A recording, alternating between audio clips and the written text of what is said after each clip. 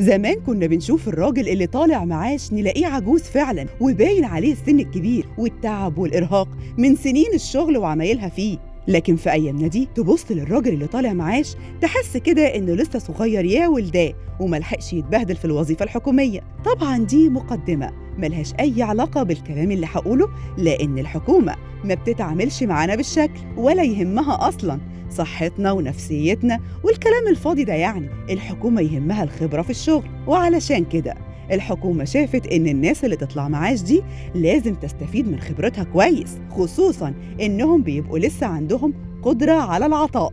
وعلشان كده الحكومة قررت مد سن المعاش ل 65 سنة بدل من 60 سنة. النائبة سلاف درويش وكيل لجنة القوى بمجلس النواب بتقولك إن السبب في الموافقة على قانون المعاشات الجديد هو ارتفاع مستويات العمر للعديد من المواطنين. يعني الناس بقت بتعيش أكتر من الأول، مش بيموتوا بسرعة، ورغم ذلك يوجد لديهم طاقة للعمل، وبرضه في نفس الوقت الدولة محتاجة للخبرة بتاعتهم. ده بالإضافة إلى أن مد سن المعاش ل 65 سنة هيكون له مردود إيجابي للدولة، خصوصاً في الوقت الحالي اللي ما فيهوش توظيف لعمالة جديدة بسبب الحالة الاقتصادية للبلد فيها طبعاً.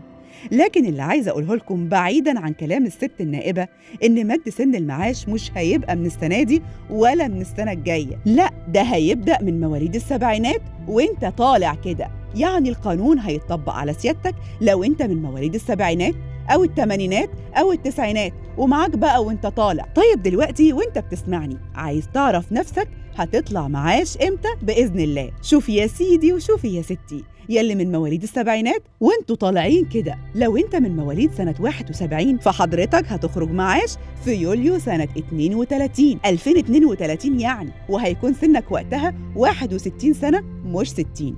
ولو انت من مواليد 72 هتطلع معاش في يوليو سنة 34 2034 وهيكون عمرك وقتها 62 سنة مش 60 ولا 61.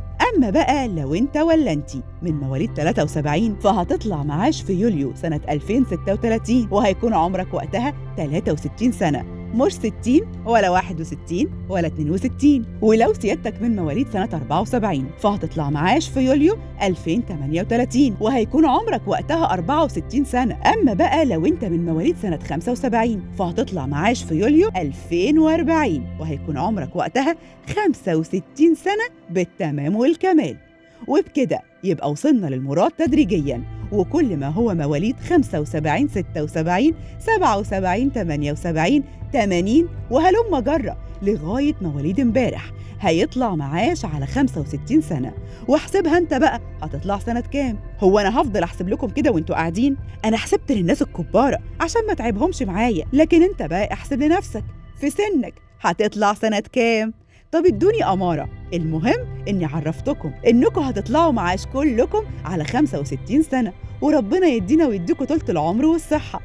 أما حبايبنا مواليد الستينات فيسامحوني بقى لأنه مش هيطبق عليهم القانون وهيطلعوا معاش على سن 60 بالظبط زي اللي سبقوهم. والعمر الطويل لحضراتكم جميعا بإذن الله. اللي بيوصل لسن المعاش ده سن ليفل الوحش، ربنا يديكوا الصحة.